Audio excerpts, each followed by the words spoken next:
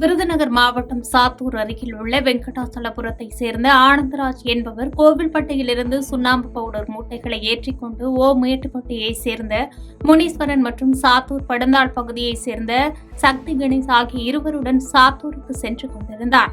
சாத்தூர் அருகே வந்தபோது தமிழ்நாடு ஹோட்டல் அருகே லோடு வேனில் பின் டயர் திடீரென வெடித்ததில் வேன் கட்டுப்பாட்டை இழந்து சென்டர் மீடியேட்டரில் மோதி சாலை ஓரத்தில் கவிழ்ந்து விபத்து ஏற்பட்டது.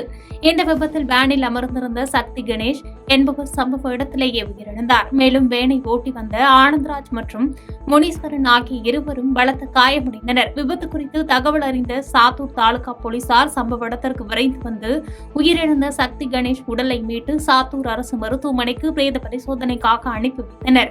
மேலும் காயமடைந்த முனீஸ்வரன் மற்றும் ஓட்டுநர் ஆனந்தராஜ் ஆகிய இருவரையும் மீட்டு சிகிச்சைக்காக கொண்டு சேர்த்தனர்.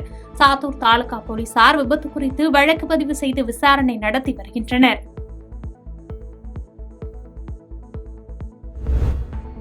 தஞ்சாவூர் மாவட்டம் கும்பகோணம் அருகே திருக்கருக்காவூர் பெருமாள் கோயில் தெருவில் வசித்து வரும் பாலாஜி மகன் தர்ஷன் 7ஆம் வகுப்பு படித்து வந்தார்.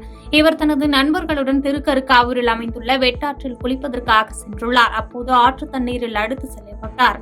சம்பவம் அறிந்து அக்கம் பக்கத்தில் இருந்தவர்கள் ஆற்றில் குதித்து மாணவன் தர்ஷனை மீட்டனர். பின்னர் அங்கிருந்து 108 ஆம்புலன்ஸ் மூலம் பாபநாசம் அரசு மருத்துவமனைக்கு சிகிச்சைக்காக கொண்டு சேர்த்தனர்.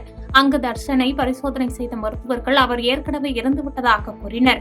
இதுகுறித்து தர்ஷன் தந்தையார் பாலாஜி அளித்த புகாரின் பேரில் பாபநாசம் போலீசார் வழக்கு பதிவு செய்து விசாரணை மேற்கொண்டு வருகின்றனர். தேனி மாவட்டம் ஆண்டிப்பட்டி அருகே உள்ள நடுக்கோட்டை பகுதியைச் சேர்ந்த பாண்டி என்பவரின் மனைவி ஜெயப்பிரியா கடந்த 21ஆம் தேதி பிரசவத்திற்காக பெரியகுளம் அரசு மருத்துவமனையில் அனுமதிக்கப்பட்டார். அங்கு அறுவை சிகிச்சையின் மூலம் அவருக்கு 2வது ஆண் குழந்தை பிறந்தது. இதனைத் தொடர்ந்து ஜெயப்பிரியாவிற்கு உடனடியாக குடும்ப கட்டுப்பாடு சிகிச்சையும் நடைபெற்றது. அப்போது அறுவை சிகிச்சை செய்யப்பட்ட இடத்தில் ரத்தப்போக்கு ஏற்பட்டதாக கூறப்படுகிறது. இதையடுத்து ஜெயப்பிரியாவின் கர்ப்பப்பையை மருத்துவர்கள் அகற்றியதாக கூறப்படுகிறது. அதன் பின்னர் தீவிர சிகிச்சை பிரிவில் ஜெயப்பிரியா அனுமதிக்கப்பட்டு மருத்துவ கண்காணிப்பில் வைக்கப்பட்டிருந்தார். இந்த நிலையில் ஜெயப்பிரியாவின் உடலில் சிறுநீரகம் உள்ளிட்ட உடல் உறுப்புகள் செயலிழந்து ஜெயப்பிரியா இறந்துவிட்டதாக மருத்துவர்கள் கூறியுள்ளனர். இதை கேட்டு ஆத்திரமடைந்த ஜெயப்பிரியாவின் உறவினர்கள் பெரியகுளம் மற்றும் தேனி அரசு மருத்துவக் கல்லூரி மருத்துவமனையில் மருத்துவர்களின் அலட்சிய போக்கால் ஜெயப்பிரியா இறந்ததாக கூறி தேனி அரசு மருத்துவக் கல்லூரி மருத்துவமனைக்கு முன்பாக கொச்சி ராமேஸ்வரம் தேசிய நெடுஞ்சாலையில் குழந்தைகளுடன் அமர்ந்து சாலை மறியல் போராட்டத்தில் ஈடுபட்டனர். இதனால் தேசிய நெடுஞ்சாலையில் இருபுறமும் கடுமையாக போக்குவரத்து பாதிக்கப்பட்டது. இதையடுத்து மறியலில் ஈடுபட்ட ஜெயப்பிரியாவின் உறவினர்களிடம் ஆண்டிப்பட்டி துணை காவல் கண்காணிப்பாளர் சண்முகசுந்தரம் தலைமையிலான காவல்துறையினர் பேச்சுவார்த்தை நடத்தினர். இந்த சம்பவம் குறித்து ஜெயப்பிரியாவின் உறவினர்கள் காணாவளக்கு காவல் நிலையத்தில் புகார் அளித்தனர். இதனைத் தொடர்ந்து விசாரணை நடைபெற்று வருகிறது. உரிய நடவடிக்கை எடுக்கும் வரை இறந்த பெண்ணின் உடலை வாங்க மாட்டோம் என உறவினர்கள் தெரிவித்ததால் தேனி அரசு மருத்துவக் கல்லூரி மருத்துவமனை முன்பு பரபரப்பு காணப்பட்டது. பொன்னமராவதி அருகே பள்ளி மாணவன் மர்மமான முறையில் இறந்துள்ள நிலையில் கொலையா தற்கொலையா என்ற கோணத்தில் காவல்துறையினர் விசாரணை நடத்தி வருகின்றனர். புதுக்கோட்டை மாவட்டம் பொன்னமராவதி அருகே ஜே நகரை சேர்ந்த அழகுமணி என்பவரின் மூத்த மகன் பூபதி பொன்னமராவதியில் உள்ள தனியார் பள்ளியில் பயின்று வந்தார். இந்நிலையில் பூபதி தனது தம்பி கார்த்திகேயனுடன் சண்டையிட்டதை தாயார் கண்டித்ததாக கூறப்படுகிறது. இந்நிலையில் அழகுமணி மனைவி நடத்தி வரும் பலகார கடையில் பூபதி தூக்கில் தொங்கியபடி உயிரிழந்த நிலையில் உடல் கிடந்ததை பார்த்து அவரது தாய் அதிர்ச்சி அடைந்தார்.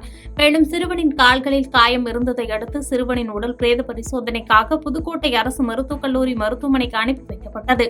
இதுகுறித்து பொன்னமராவதி போலீசார் வழக்கு பதிவு செய்து கொலையா அல்லது தற்கொலையா என்ற பல்வேறு கோணங்களில் விசாரித்து வருகின்றனர். கிருஷ்ணகிரி மாவட்டம் பர்கூர் அருகே போலி என்சிசி முகாம் நடத்தி சிறுமி பாலியல் வன்கொடுமை செய்யப்பட்ட நிலையில் இதுகுறித்து சிறுமி கொடுத்த புகாரின் பேரில் பள்ளி 10 நாட்களாக மூடப்பட்டு விசாரணை நடத்தப்பட்ட நிலையில் இன்று பள்ளி திறக்கப்பட்டது. மேலும் பள்ளி குறித்தான பல்வேறு கட்ட தகவல் வெளியான நிலையில் பள்ளியில் படிக்கும் சில மாணவர்களின் பெற்றோர் அவர்களது குழந்தைகளின் மாற்றுச் சான்றிதழை பெறப்போவதாகவும் தற்போது தகவல் வெளியாகியுள்ளது. இந்த பள்ளியின் முன்பு கடந்த சில நாட்களாக பதற்றமான சூழல் நிலவி வந்த நிலையில் தற்போது அசம்பாவிதம் ஏற்படாத வண்ணம் முன்னெச்சரிக்கை நடவடிக்கை ஏராளமான போலீசார் பாதுகாப்பு பணியில் ஈடுபடுத்தப்பட்டுள்ளனர்.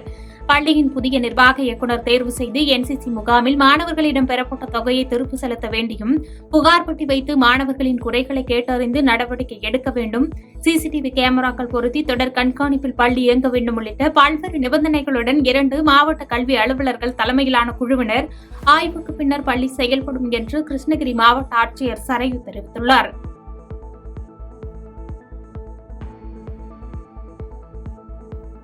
பாதகம் செய்பவரை கண்டால் நாம் பயங்கொள்ளலாகாது பாப்பா, மோதி மிதித்து விடு பாப்பா, அவர் முகத்தில் உமிழ்ந்து விடு பாப்பா.